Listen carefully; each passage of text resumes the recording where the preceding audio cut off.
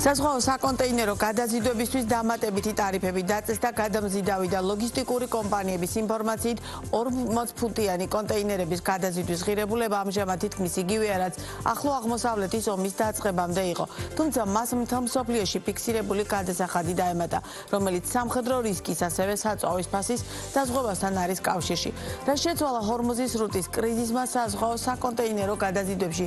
მარი მელიქიშვილი გვეტყვის ამის შესახებ უფრო მეტს.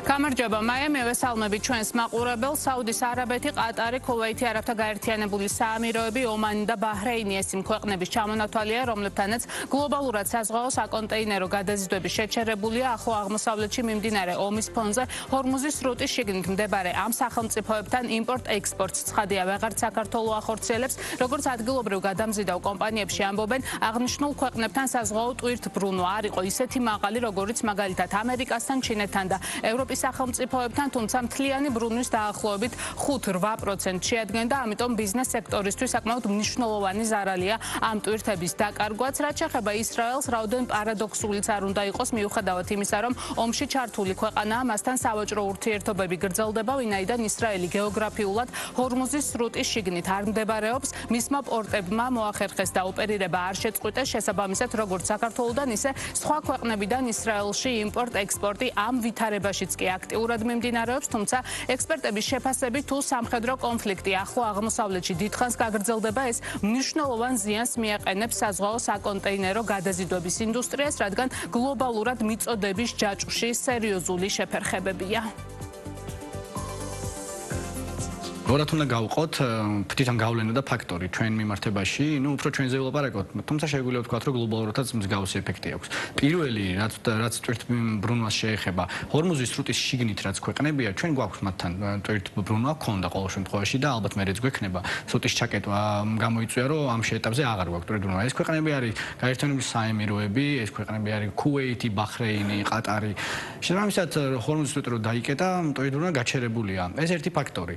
მეორე ფაქტორია სრუტის შიგნით არის გემები მოყოლილი და კონტეინერების თავისთავად. შესაბამისად, სერვისებზე მოხდა დატვირთვა, ეს ვერ შეცრულდა სერვისები, ესე რომ ვთქვათ, ეს გემები შიგნით ჩარჩა.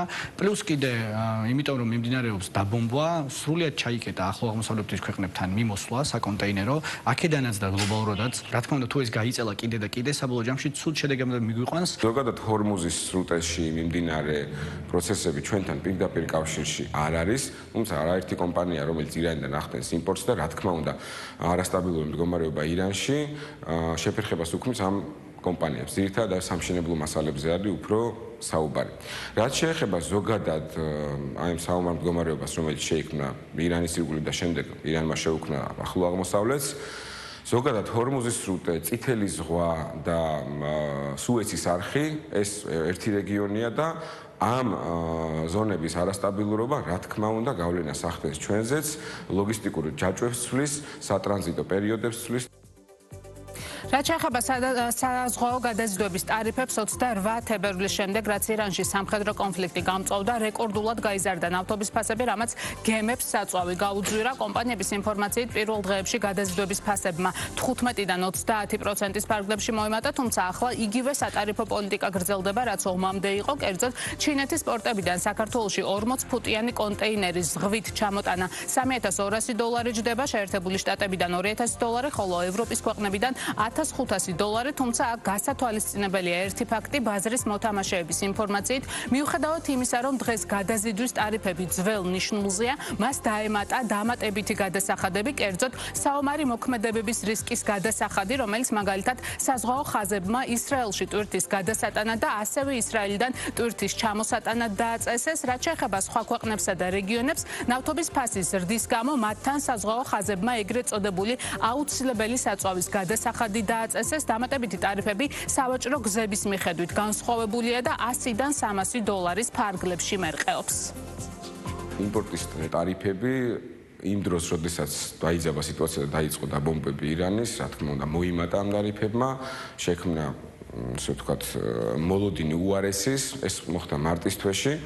რა თქმა უნდა, როდესაც ერთი მიმართულება ლოგისტიკური იჭედება, პრობლემა ექმნება, ამ შემთხვევაში საზღვაო მიმართულებას მაშინათვე გადმოვიდა ნაკადები სახმელეთო და სარკინიგზო მიმართულებაზე და ვინც აპირებდა ზღვით შეკვეთას და უშუალოდ იმ გაუგებრობის და იმ ბუნდოვანი პროგნოზების გამო რაც კეთდებოდა მარტის დასაწყისში თავისი ტვირთები წამოიღეს უკვე სარკინიგზო და სახმელეთო მიმართულებით, იმიტომ რომ ჩვენ საქართველოში გვაქვს ამის საშუალება, სამივე გზით შემოვიტანოთ ჩინეთიდან, თუმცა ყველაზე დაბალი ტარიფი, რა თქმა უნდა, არის საზღვაო. ეხლა უკვე აპრილში ის ფასნამატი, რაც გვქონდა ჩვენ თავდაპირველად სიტუაციის დაძაბვის შემდეგ, რომელიც იყო დაახლოებით 15-დან 30%-მდე, ეხლა შემცირებულია, ფაქტიურად აღმოფხვრილია. სატარიფო პოლიტიკა იგივე, როგორც იყო, იგივენაირად გრძელდება, თუმცა, ესე რომ ვთქვათ, ამ ეტაპზე, იმიტომ რომ პანიკა არ გამოიწვიოს, ისედაც მიწოდებების ჯაჭვში, რადგან პრობლემა არის, ფასების ზრდას პანიკა რო არ გამოიწვია, საზღვაო ხაზებმა გააკეთეს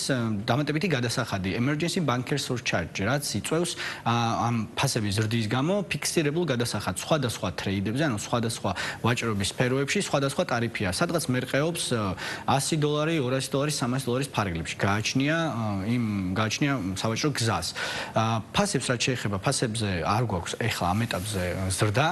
ჩვეულებრივად როგორც სტანდარტულ ვითარებაში იქნებოდა ფასები ისე მერყეობს.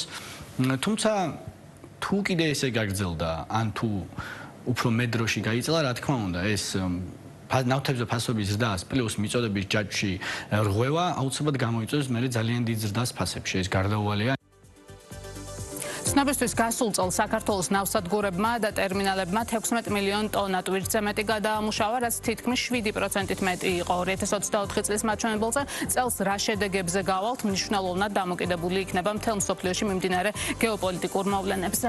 მადლობა, მარი მელიქიშვილი საუბრობდა ბიზნეს პარტნიორის პირდაპირ ეთერში.